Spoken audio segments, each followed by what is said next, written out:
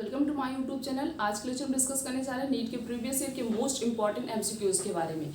सबसे पहला क्वेश्चन दिया गया है, which of the following is not an steroid hormones. इन चारों में से ये बताना है कि इन चारों में से कौन सा हार्मोन ऐसा है जो स्टेरॉयड हार्मोन के अंदर इंक्लूडेड नहीं होता है। सबसे पहला ऑप्शन दिया रिलैक्सिन, दूसरा ऑप्शन दिया है एंड्रोजन, तीसरा ऑप्शन दिया एल्डोस्टेरोन और चौथा एस्ट्रोजन। एंड्रोजन, एल्डोस्टेरोन और एस्ट्रोजन हार्मोन, ये तीनों हार्मोन स्टेरॉयड हार्मोन होते हैं, बट रिलैक्सिन हार्मोन जो होता है ये स्टेरॉयड हार्मोन नहीं होता है। So the correct answer is A.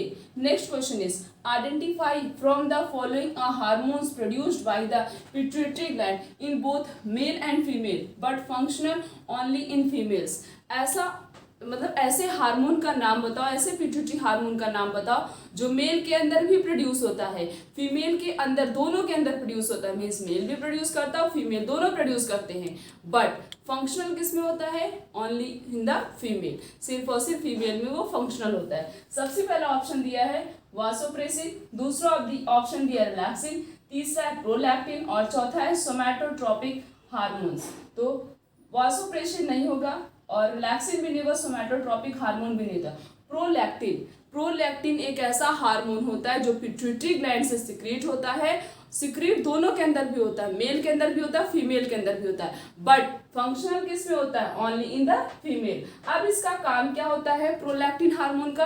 Prolactin hormone mammary gland के डेवलपमेंट में हेल्प करता है, और मेल का मैमरी ग्लैंड तो प्रेजेंट होता है बट वो डेवलप फॉर्म में नहीं होता है, और मिल्क के सिक्रीशन में भी हेल्प करता है। और फीमेल क्या करते हैं? मिल्क सिक्रीट करती है। तो ये हार्मोन फंक्शनल किस में होता है? सिर्फ और सिर्फ फीमेल में, नहीं मेल में नहीं होता है। Next question is, a hormone that act only the renal tubules and blood vessels blood capillaries is. ऐसा कौन सा हार्मोन है जो सिर्फ और सिर्फ रीनल ट्यूब्यूल पे और ब्लड कैपिलरीज पे जो है एक्ट करता है? सबसे पहला ऑप्शन दिया है एल्डोस्टेरोन, दूसरा ऑप्शन दिया है ग्लूकेगॉन, तीसरा है वासोप्रेसिन और चौथा दिया है ग्लूकोकॉर्टिकॉइड्स।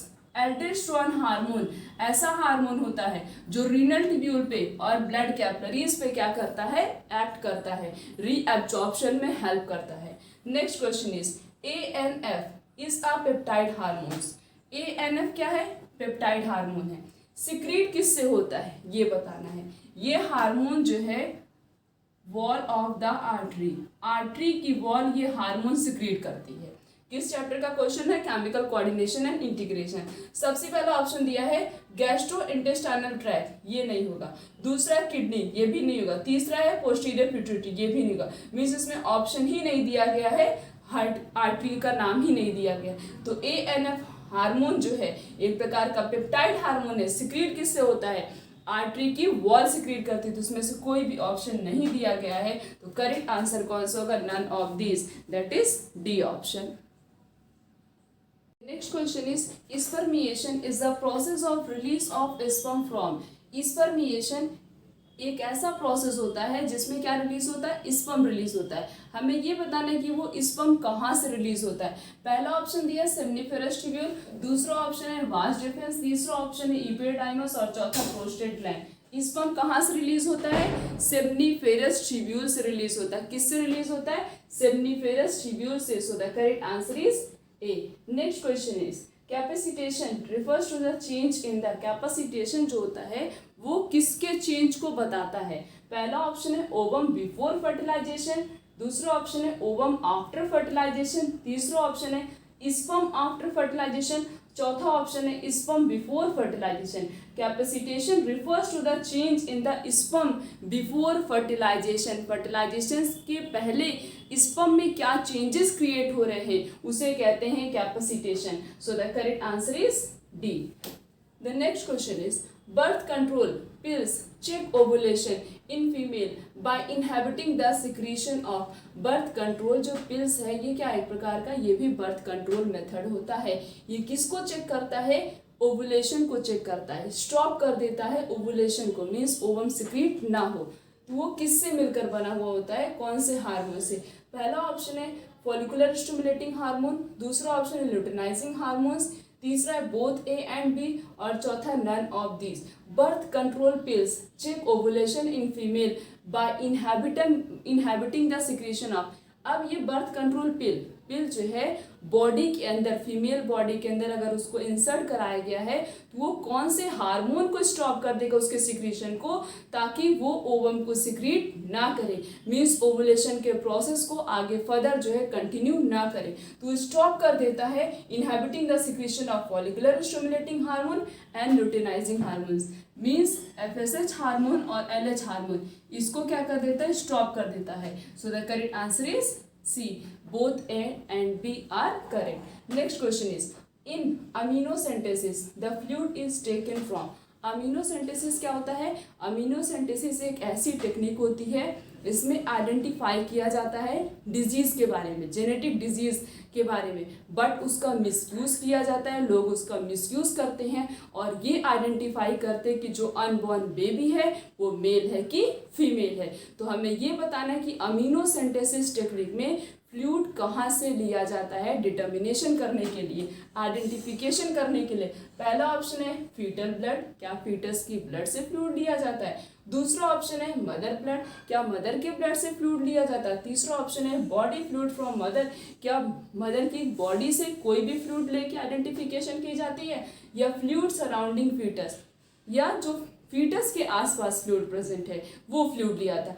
अमीनोसेंटेसिस टेक्निक में डिटर्मिनेशन करने के लिए जो फ्लूइड आसपास किसके प्रेजेंट होता है, फीटस के, उस फ्लूइड को लेके तब इस टेक्निक का यूज किया जाता है। So the correct answer is D, fluid कहाँ से लिया जाता है, फ्लूइड सराउंडिंग फीटस, फीटस के आसपास जो फ्लूइड होता है वहां से फ्लूइड लिया जाता है। Next question is, oral contraceptive pills are composed of, ये जो ओरल कॉन्ट्रासेप्टिव पिल है ये किससे मिलकर बना हुआ है।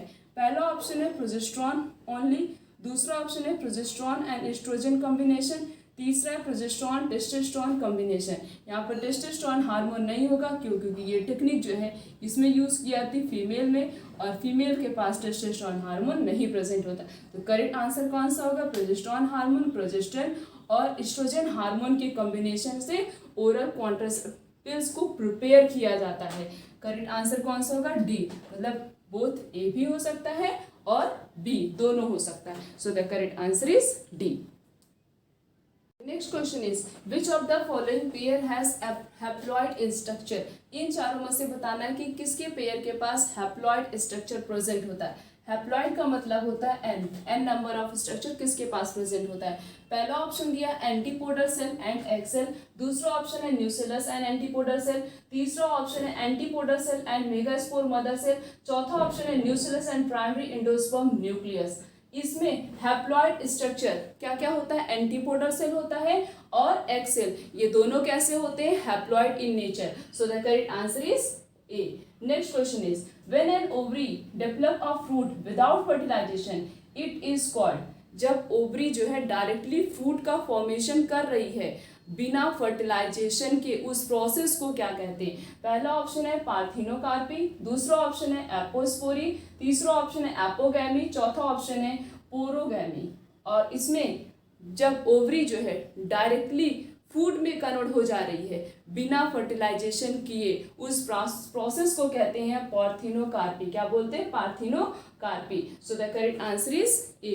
The next question is, emasculation is not required if the flower are. Emasculation कौन से फ्लावर में नहीं किया जाता है। इमैस्कुलेशन क्या होता है, एंथर को रिमूव करना by the help of forceps, this process is known as emasculation. पहला ऑप्शन दिया बाइसेक्सुअल, दूसरा ऑप्शन दिया इंटरसेक्सुअल, तीसरा यूनिसेक्सुअल, चौथा है आइदर ए और बी। जब फ्लावर यूनिसेक्सुअल होते हैं, यूनिसेक्सुअल का क्या मतलब, या तो उसके अंदर क्या प्रेजेंट होगा, या तो मेल या तो फीमेल, दोनों तो एक साथ नहीं प्रेजेंट होते, दोनों एक साथ किस में प्रेजेंट होते हैं, बाइसेक्सुअल में प्रेजेंट होते। बाइसेक्सुअल में जो है हमें सेपरेट करने की जरूरत होती है, मीन्स मेल या फीमेल दोनों को किसी से अलग कर दे, दोनों को अलग कर दे। तो बाइसेक्सुअल में इमैस्कुलेशन किया जाता है, बट यूनिसेक्सुअल फ्लावर में इमैस्कुलेशन टेक्निक का यूज नहीं किया जाता है। इसलिए नहीं किया था क्योंकि उसमें या तो मेल प्रेजेंट होगा या तो फीमेल, मीन्स एक सिंगल गैमेट्स प्रेजेंट है। सेल्फ पॉलिनेशन से प्रिवेंट करने के लिए तो इमैस्कुलेशन टेक्निक किया जाता है। तो जब वो यूनिसेक्सुअल फ्लावर है उसके पास सिर्फ या तो मेल या तो फीमेल, तो वो कहाँ से उसके अंदर सेल्फ पॉलिनेशन पॉसिबल ही नहीं है। तो जो फ्लावर यूनिसेक्सुअल होते हैं उसमें इमैस्कुलेशन टेक्निक का यूज नहीं किया जाता है। So the correct answer is C. Next question is transfer of pollen grain from the anther to the stigma. Pollen grain का ट्रांसफर होना किससे, एंथर से स्टिग्मा पे of another flower of the same plant. Flower दूसरा होगा but plant क्या है, same है, उसे क्या कहेंगे।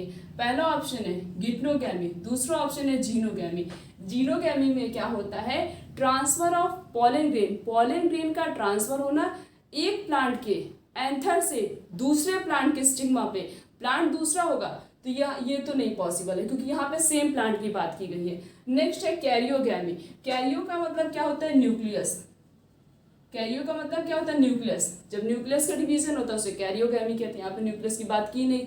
ऑटोगैमी, ऑटोगैमी को क्या बोलते हैं, सेल्फ पॉलिनेशन। और सेल्फ पॉलिनेशन क्या होते हैं, पॉलन ग्रेन का ट्रांसफर होना उसी फ्लावर के एंथर से उसी फ्लावर के स्टिग्मा पे, उसे कहते हैं ऑटोगैमी। बचा क्या, गिप्नोगैमी। क्या बचा, गिप्नोगैमी। जब पॉलन ग्रेन का ट्रांसफर होना एंथर से स्टिग्मा पे अनदर फ्लावर, फ्लावर दूसरा होगा बट प्लांट क्या होगा, सेम प्लांट में दो फ्लावर ओरिजिनेट हुए हैं।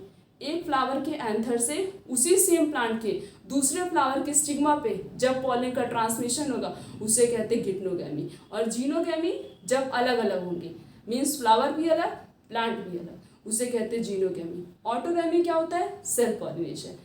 सेम फ्लावर पे प्लांट भी, फ्लावर एकदम सेम होगा, उसी फ्लावर के एंथर से उसी फ्लावर के स्टिग्मा पे जब पॉलन का ट्रांसमिशन होता है तो उसे कहते हैं ऑटोगैमी। यहाँ पे बात किसकी की गई, गिप्नोगैमी। So the correct answer is A. हमने इस पूरे लेक्चर में नीट के प्रीवियस ईयर के मोस्ट इंपॉर्टेंट क्वेश्चंस के बारे में डिस्कस किया। आने वाले लेक्चर में इस तरीके से और भी बहुत सारे क्वेश्चंस के बारे में डिस्कस करेंगे। आज का लेक्चर यहीं तक, थैंक यू।